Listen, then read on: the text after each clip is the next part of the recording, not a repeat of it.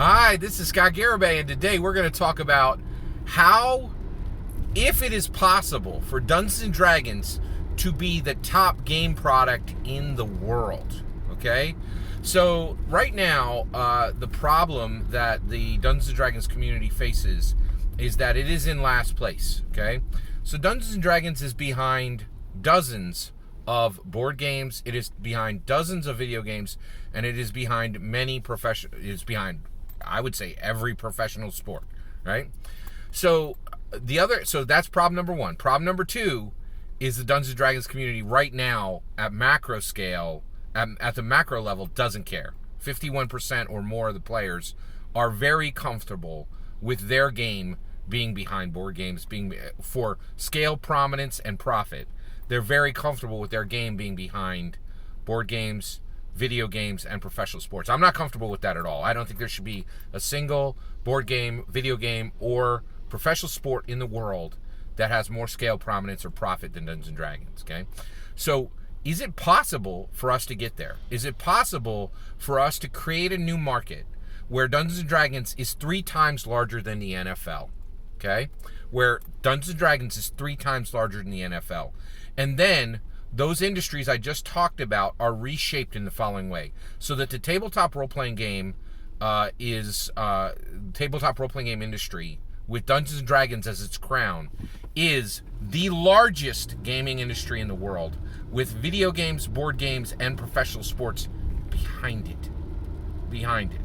Is it possible to get there? Okay, I have some good news for you. I think the answer is yes, and I'll tell you why it's possible. Okay. So basically, the reshaping that I envision should be that, one, all of the gaming industry should grow. Nobody should be put into, the current state of Dungeons & Dragons with a super tiny, super niche market share of $130 million a year, which is embarrassing. There are yachts that cost more. There's single yachts that cost more than the entire tabletop role-playing game industry generates in a single year, right? So basically, how do we get there, right? So the new shape would be Dungeons & Dragons at 3 times the NFL, and the tabletop role-playing game industry 3 times larger than the professional sports industry is today. Then what would be next? Second industry in the place would be board games with a scale twice the size that video games are today. Okay, so you'd have tabletop role-playing games at the top. Then you would have board games second, right?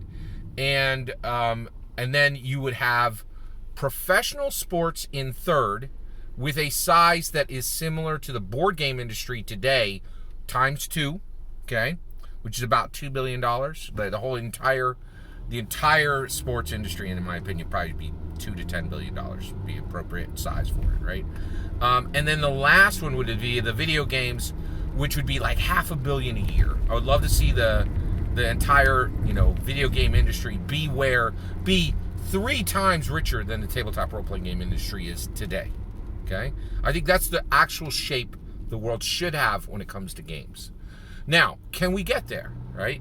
Well, there's a huge amount of things that would stop this from happening, and there's only really one right now that would make it happen. Okay, and what is that one thing? What is that catalyst?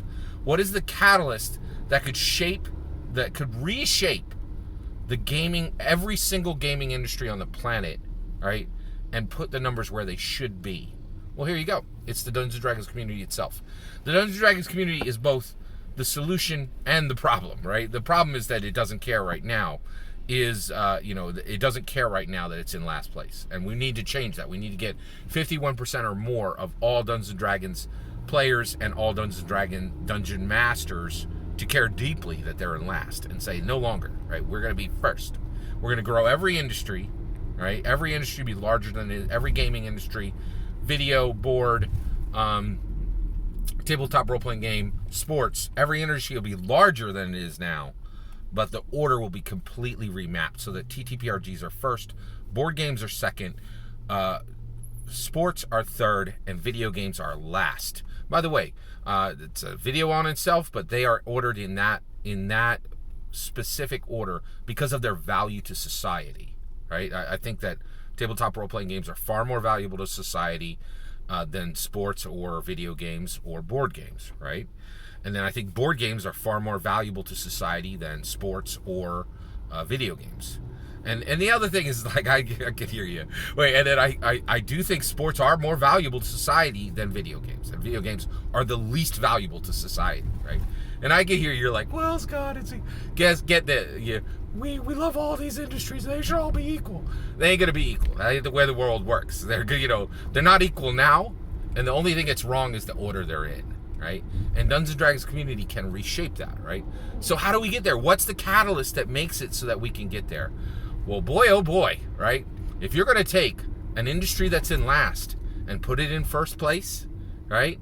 You need a scrappy community, right? You need a community that can figuratively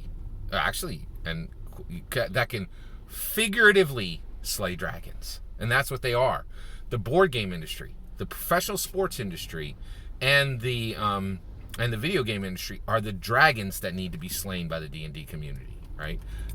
I don't want any of those industries to be impacted as far. I do want them to have larger scale than any of the industries have now, but I do want the order changed. I want everybody to have more, right? But I want the order to be changed on who has what, right?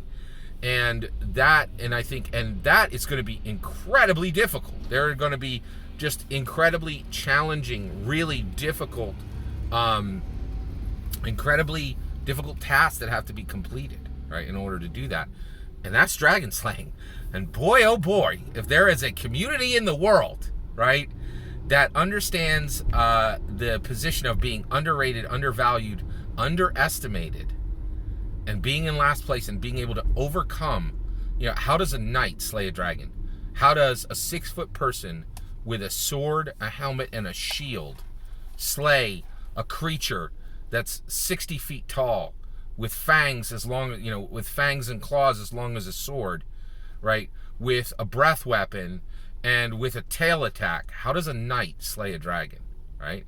Well, I'll tell you right now, if there's dragon slayers in the world, you're going to find them in the D&D community. You're going to find people who believe in quests.